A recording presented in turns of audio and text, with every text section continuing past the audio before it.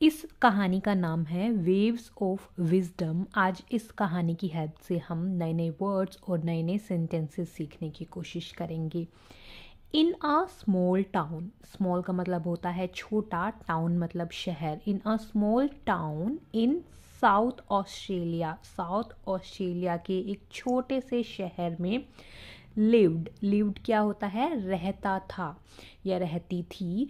Live की second form है ए happy family of 4। Happy मतलब खुश, फैमिली मतलब परिवार। तो एक खुशहाल परिवार रहता था, 4 लोगों का खुशहाल परिवार रहता था। कहाँ पे रहता था? ऑस्ट्रेलिया के छोटे से शहर में। क्रिस हिज पेरेंट्स, क्रिस उसके माता पिता, एंड हिज ग्रैंडफादर, ग्रैंडफादर मतलब दादाजी।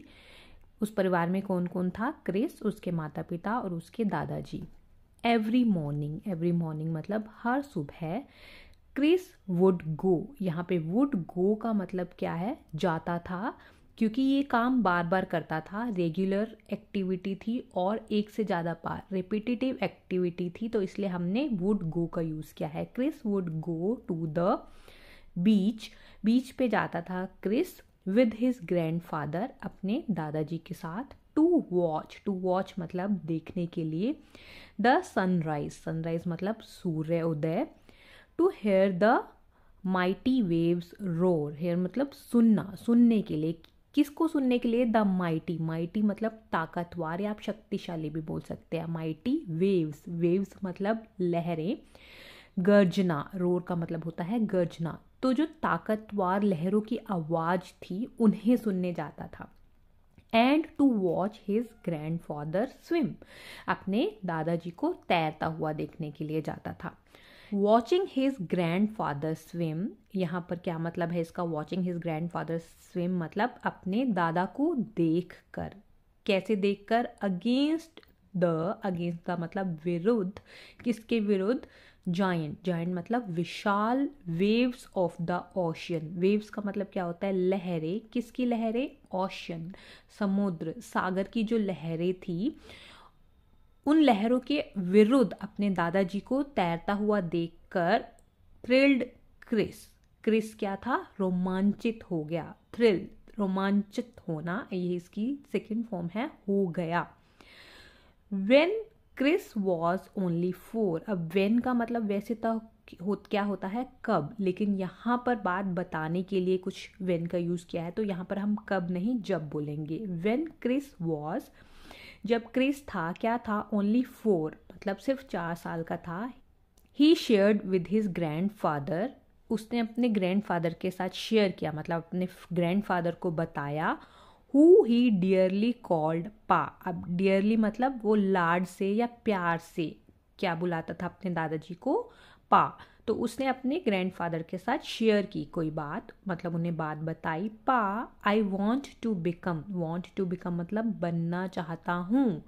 The world's greatest swimmer like you, world's greatest इसका मतलब क्या है? दुनिया का सबसे महान। ग्रेट मतलब महान, ग्रेटेस्ट मतलब सबसे महान, मतलब महानतम। स्विमर लाइक यू मतलब आपकी तरह, कि मैं आपकी तरह इस दुनिया का सबसे महान स्विमर बनना चाहता हूँ। स्विमर मतलब तैराक। Will you teach me how to swim, will you मतलब क्या आप, टीच मुझे सिखाएंगे, हाउ टू स्विम कि कैसे तैरते हैं। The thought of his grand child, grand child क्या होता है? पोता। तो अपने पोते के, थॉट मतलब सोच या विचार, इस तरह के विचार से, किस तरह के विचार थे उसके? Following his foot steps field his heart with Joy. अब फॉलोइंग हिज फुट स्टेप्स इसका मतलब क्या होता है? नक्शे कदम पर चलना। तो अपने दादाजी के नक्शे कदम पर चलने के उस लड़के के विचार थे, और उसकी इस बातों को सुनकर दादाजी का क्या हुआ? Field his heart with Joy, उनका जो हार्ट था वो आनंद से भर गया। हिंदी में भी हम कई बार बोलते हैं कि मेरा दिल गदगद हो गया, तो गदगद होना मतलब field his heart with Joy. And so, और इसीलिए, पास एड पापा ने कहा, यस डियर, हाँ प्रिय।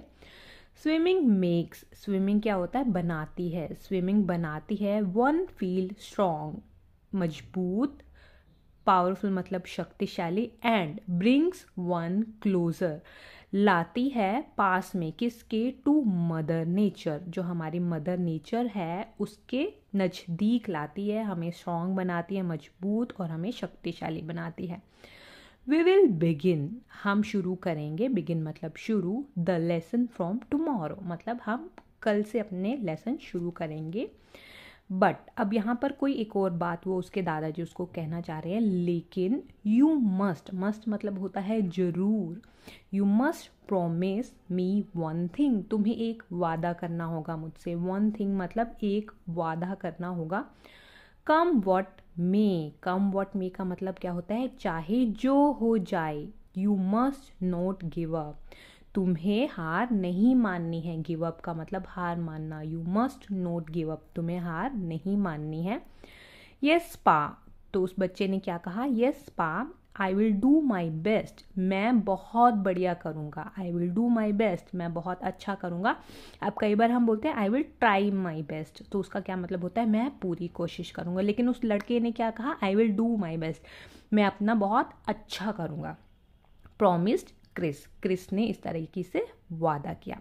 तो आई होप आपने नए नए वर्ड्स और नए नए सेंटेंसेस सीखे होंगे। अभी तक जितना भी हमने लर्न किया है इसका पार्ट 2 आपको मिलेगा कल।